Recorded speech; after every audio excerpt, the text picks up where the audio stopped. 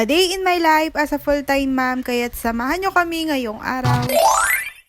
Matagal-tagal ko na nga palang gustong lagyan ng wallpaper to mga mams at buti na nga lang ay nakapag-order na ako. Tinanggal ko na nga muna yung nakalagay sa may door at tinanggal ko na nga din pala tong handle at kinulayan no. At inilagay ko na nga muna sa may labas mga mams at binalikan ko nga ay biglang nawala. Anukatan ko na nga muna tong wallpaper para kako naman ay hahatiin ko na lang. Heto at kasama ko nga pala yung mga junakis ko habang nagdidikit. Kinuha ko na nga yung maliit na upuan mga mams dahil hindi ko nga abot yung pagdidikit ko. Heto at nagkikisiksik nga si bunso at muntik pa akong malaglag. Medyo nahirapan nga ako sa pagdidikit mga mams kaya naman 2 beses ko nga palang inuli. Ang dikit nga pala itong nabili ko mga mams. Sobrang dikit nga pala itong nabili ko. Kaya kailangan ay dahan-dahan ka nga sa pagdidikit. Dahil once na nagkamali ka na nga mga mams ay mahirap na nga din tong tanggalin. Kailangan pala mga mams pagka nagdidikit ka nga ng wallpaper ay kailangan may humahawak nga sa may pintuan. Wallpaper na nga lang pala inilagay ko sa may pintuan mga mams para maiba naman. Dati nga yung nilalagay nga namin dito ay varnish lang. Heto nga't nailagay ko na nga pala itong wallpaper at bandang patapos na nga ay biglang lumukot. Ako nga mga mams, tatanggalin ko nga din ulit yun. Sobrang hirap pa naman pagka naglalagay ng wallpaper. Para-paraan na nga lang talaga at pagtsatsaga lang. Dahil ginusto ko naman nga din to mga mams at gusto ko nga ay medyo maganda nga tong bahay namin. Heto nga tinanggal ko nga pala yung wallpaper dahil hindi nga nagpanta. Naman ang ginawa ko ay hinati ko na nga muna sa dalawa at dun ko na nga lang din dinikit. At sa part na nga nito mga mams ay kailangan ay pantay-pantay nga yung pagkakalagay. Heto nga't medyo nalukot pa nga kaya naman inangat ko na nga ng konti. Kaya inaangat mo nga tong wallpaper ay nag-i-stretch nga tapos hindi na magpapanti. Kaya naman ang ending mga mams ay tatanggalin mo nga ulit yung wallpaper. Medyo dark nga pala yung napili kong wallpaper mga mams pero dapat kulay brown sana. Pero okay naman nga yung kulay nito at bet ko naman. Tay ko na nga muna pala bago ko nga pala dinikit tong wallpaper. Medyo mahirap talaga pagka tuloy-tuloy nga yung pagtatanggal mo. Kahit patag nga lang pala yung paglalagyan mo mga mams ay mahirap pa din. Ewan ko lang kung wallpaper nga ba yung hindi pantay o yung pinagdidikitan mo.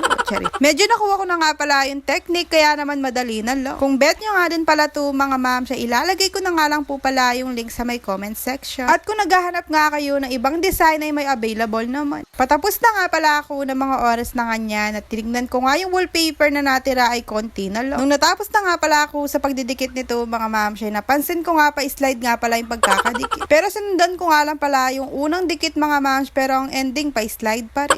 Heto nga tinapos ko na nga pala itong wallpaper para kako naman ay matulog na si Bunso. Naglalaro nga pala yung mga junakis ko sa may kusina namin. At nakita nga ni Bunso yung mga kalat sa may bandang pintuan kaya naman pinulot at tinapon na nyo. Dito na nga pala ako sa part na to mga mams at 2 line nga pala yung nilagay ko. Dapat sana isang line nga lang pala yung lalagay ko bandang dulo. Ganito nga pala yung itsura niya sa personal. Medyo malapad nga pala itong pintuan namin. Heto nga tinugtungan ko na nga lang pala itong wallpaper. Dapat pantay nga yung pagkakalagay. Pagkatapos ko nga pala na ilagay itong wallpaper ay sa part naman nga ng kabila yung ilalagay. Kita mo nga talaga mga mams na sobrang dikit nga ng wallpaper dahil inihila mo pa nga lang ay sumasama na nga yung pintuan. Ginamitan ko na nga ng paa mga mams para makontrol ko nga yung galaw ng pintuan. Heto nga't okay na nga pala yung pagkakadikit. Ang nice na nga tingnan itong pintuan namin mga mams kahit wallpaper lang. Sa wallpaper ka na nga lang talaga kakapit. Pagkatapos ko nga pala sinukatan tong part na to mga mams dali-dali ko na nga pala tong dinikit. Ginagamitan ko na nga lang pala ng panyo mga mams at hindi ko na nga pala ginamit yung isa. Ilang oras nga din yung nilaan ko dito para matapos. Heto na nga pala yung naging result. Maganda lang nga tignan tong pintuan namin. Heto naman nga yung result ng likod ng pintuan namin. Hindi pa nga tapos kaya naman to be continue na lang.